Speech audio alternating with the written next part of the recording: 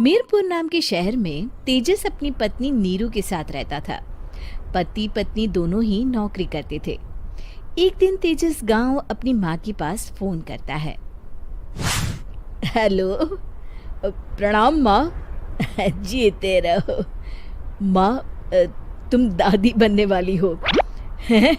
अरे वाह, ठीक है बेटा, मैं कल ही आती हूँ। जब माँ जी शहर पहुंची तो बेटे बहू ने बहुत अच्छे से स्वागत किया। लीजिए माँ जी, चाय। अरे गर्मा गर्म पकोड़े ले आओ माँ के लिए। नीरू रसोई में गई और 2 मिनट में ही पकोड़े ले आई।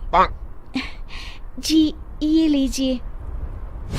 बहू, जादू से बनाए हैं क्या? अभी तो रसोई में गई थी। यम्मी। माँ जी, शीला रसोई में पकोड़े तल रही है, मैं बस लेकर आई। हे भगवान, मेरा धर्म भ्रष्ट कर दिया तूने। अब तो गंगा जल से शुद्धिकरण करना होगा। दूसरे दिन, माँ जी मैंने नाश्ता बना दिया है, ऑफिस जा रही हूँ। पर अभी तो घर का सारा काम पड़ा है। शीला आती ही होगी, झाड़ू पोछा बर्तन कपड़े वो सब कर लेगी। हमारे जमाने में घर का सारा काम हम ही करते थे। जी माँ जी, आप बहुत होशियार हैं, मैं घर ऑफिस दोनों नहीं संभाल पाती। तो जरूरत क्या है घर से बाहर जाकर चाकरी करने की? वैसे भी घर का काम खुद करने से घर में बरकत आती है, समझी? पर माँ जी। पर वर कुछ नहीं, इस महीने की पगार मिले फिर ऑफिस बंद। हाँ।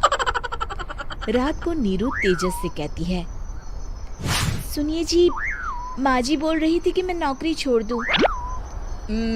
वैसे ठीक ही तो है, अभी तुम्हें आराम की जरूरत है। फिर भी आराम कहाँ, शीला को छुड़ाने के लिए बोल रही थी। तो अब 24 घंटे में इतना काम तो कर ही सकती हो। पर जॉब पसंद है मुझे, घर पर मन नहीं लगेगा। अगले दिन जब दोनों ऑफिस के लिए निकल रहे थे, मेरी तो कोई कीमत ही नहीं है इस घर में। माँ जी, आजकल महंगाई बहुत है, रहन सहन भी बदल गया है, दोनों नौकरी करते हैं तभी ठीक रहता है। अच्छा, तू कहना क्या चाहती है? मेरा बेटा तुझे बिठा के खिला नहीं सकता? तू ही इस घर का खर्च चला रही है, हैं? नहीं माँ जी, मेरा वो मतलब नहीं था। मतलब खूब समझती हूँ, ये बाल धूप में सफेद नहीं किए मैंने। हाँ। अब तो ये रोज का काम हो गया था। तेजस भी रोज की झिकझिक से परेशान हो गया था। एक दिन उसने कहा, नीरू, वैसे भी तुम्हें मैटरनिटी लीव मिलने वाली है, तो अभी से ही छुट्टी ले लो। पर क्या, मेरी सैलरी अच्छी खासी है। आखिर नीरू ने रिजाइन कर दिया। जब बच्चा हुआ तो घर में सब बहुत खुश हुए। कुछ दिनों बाद तेजस फाइल देख रहा था। क्या हुआ तेजस, कुछ परेशान लग रहे हो?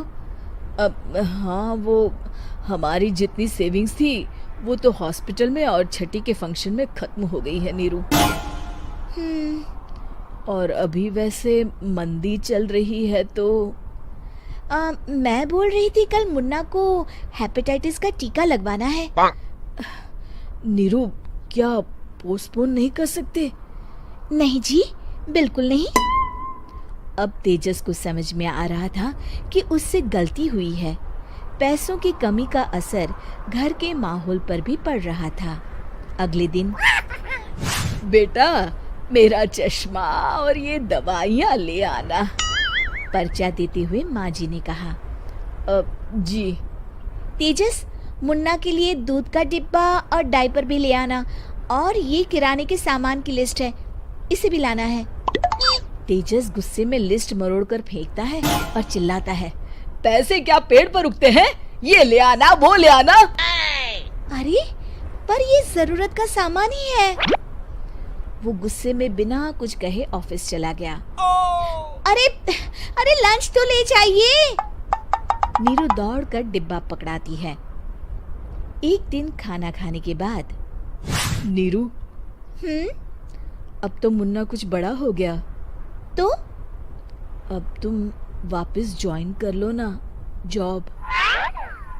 पर इस रिसेशन में जॉब मिलना बहुत मुश्किल है। ट्राई तो करो। फिर मुन्ना? माँ जी है ना, और एक फुल टाइम मेड भी लगा लेंगे। पर माँ जी, उन्हें तो पसंद नहीं।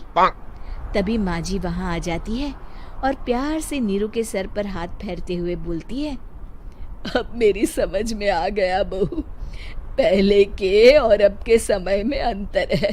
तुम काम शुरू करो, मुन्ना की जिम्मेदारी मेरी।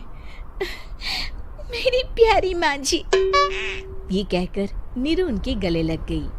शिक्षा, परिवर्तन संसार का नियम है, हमें भी समय के साथ चलना चाहिए। उम्मीद है कि आपको हमारी ये कहानी पसंद आई होगी। कृपया हमारे चैनल को सब्सक्राइब करें और सभी अपडेट्स के लिए बेल आइकन जरूर क्लिक करें। और हाँ, वीडियो लाइक और शेयर करना मत भूलिएगा। Bye bye.